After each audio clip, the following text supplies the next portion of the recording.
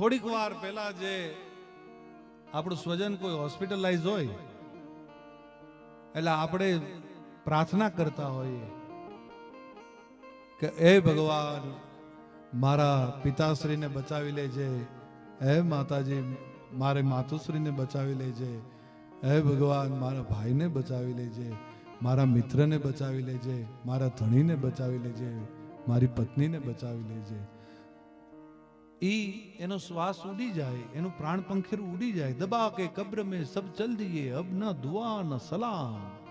ધમાભાઈ, જ્યારે માણસની અંતિમ ક્રિયા થઈ જાય ને એટલે તમે જોજો બધા જ જ્યારે એને અગ્નિદાહ દેવાઈ જાય એટલે બધા ધીરે ધીરે ધીરે ધીરે વયા જાય.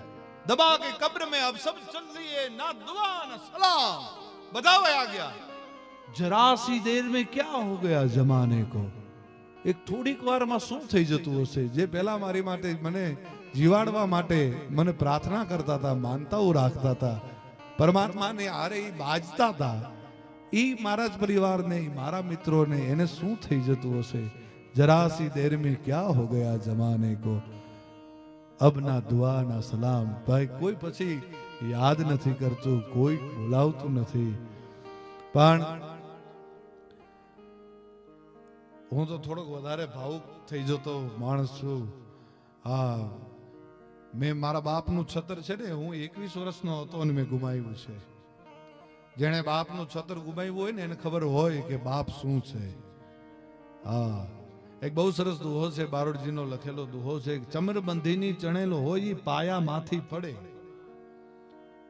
તમે 50-50 100 કરોડનો 200 કરોડનો બંગલો બનાવી શકો, તમારી પાસે રૂપિયાની તાકાત હોય બનાવી શકો. ચમરબંધીની ચણેલો હોય એ પાયામાંથી પડે, પણ ઓલી 90 વર્ષે નડે બાપની ખોટ બાલિયા. 90 વર્ષનો બાપ હોયો જાય ને એ ખોટ છે ને, કોઈના તાકાત નથી સાહેબ એ ખોટ પૂરી શકાય. હા, એ તો ખાલી ખાટલે પડ્યો હોય ને તોય આપણને અંદરથી હૂફ હોય કે મારો બાપ બેઠો છે. હો, એટલે અહીંયા બેઠેલા જુવાનિયાઓને બધાને હું એક ભાઈ તરીકે સલાહ આપું કે સાહેબ તમારા મા બાપને દુઃખ થાય એવું કોઈ કાર્ય ક્યારેય પણ ન કરતા. હા, તમારી કુળદેવીને, એ ડુંગરે બેઠેલી કુળદેવીને તમે રાજી રાખશો, નહીં રાખો તો ચાલશે, પણ તમારી ઉંમરે બેઠેલી માં છે ને એનું દિલ ક્યારેય ન દુભવતા સાહેબ. હા, દુલો કાગ લખે છે ને, મોઢે બોલું માં ત્યાં તો મને હાજે જ નાનપણ હાબરે, પછી મોટપની મજા મને કડવી લાગે કાગડા. અરે ગયા માસ ગળે જેને હાડે હેવાયા કરે, પણ જેની માતા જાય મરે એને કેમ વિહરીએ કાગડા. ધમણે શ્વાસ ધમાય અને ગટડામાં ઘોડા ધમે. 90 વર્ષની બુઢી માં હોય, ખાટલે પડી હોય, ઊભી ન થઈ શકતી હોય, પણ પતિ ની રાહ હજી પત્ની નો જોતી હોય. પત્ની હોઈ ગઈ હોય, બાળકો હોઈ ગયા હોય, બધા હોઈ ગયા હોય, પણ રાતના 3 વાગ્યા હોય ને અને હજી ઈ 90 વર્ષની બુઢી ડોહીની હજી દીકરો નો આવ્યો હોય ને ત્યાં સુધી રાતે 2 વાગ્યા હોય તો ઈ બુઢી માં છે ને એ ખાટલે પડી પડી ઈ જાગતી હોય, હજી મારું પેટ નથી આવ્યું, મારો દીકરો નથી આવ્યો, મારો હાવજ નથી આવ્યો. એ રાતના 2 વાગે 3 વાગે આવે ને એટલે કે બાપ તું ક્યાં હતો, મને તારી ચિંતા થતી હતી. ધમણે શ્વાસ ધમાય અને ગટડામાં ઘોડા ધમે, એ તોય એને છોરુની ચિંતા થાય, એને કેમ વિહરીએ કાગડા. આ મા બાપ તો મા બાપ છે. એ ભૂલો ભલે બીજું બધું, મા બાપને ભૂલશો નહીં. અગણિત છે ઉપકાર એના ગે વિસરશો નહીં.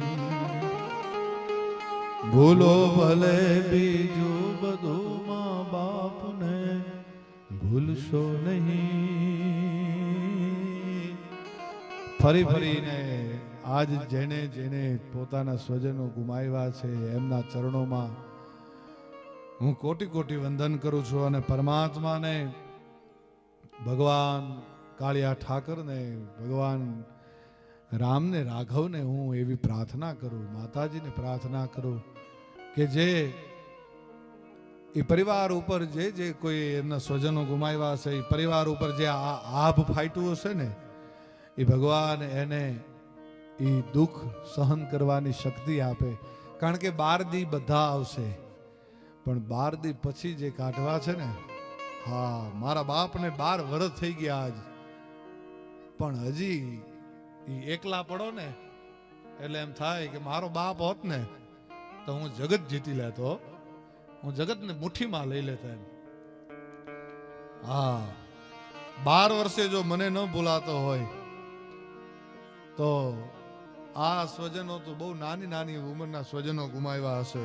અને હું જ્યારથી રાજકોટથી નીકળો ત્યારથી હું મૂંઝાતો નીકળો છું. કારણ કે આજ એક એવી દુર્ઘટના બની છે રાજકોટમાં.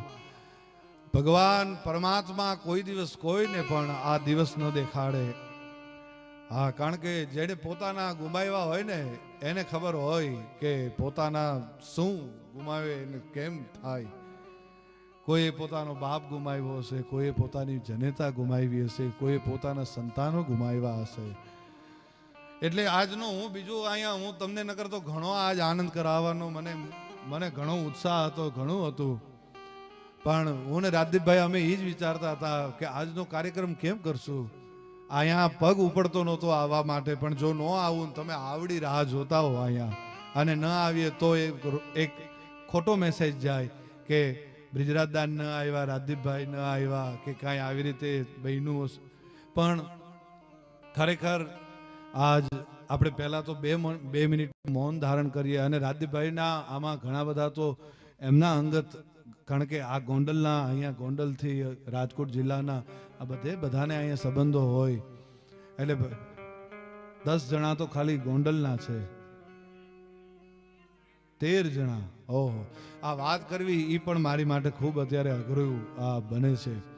પણ અહીંયા રાજદીપભાઈ એ એટલું મૂંઝાતા હતા કે દાન હું ન આવું તો બાપુને ખરાબ લાગે કે જો હું ન આવ્યો કે આ તે.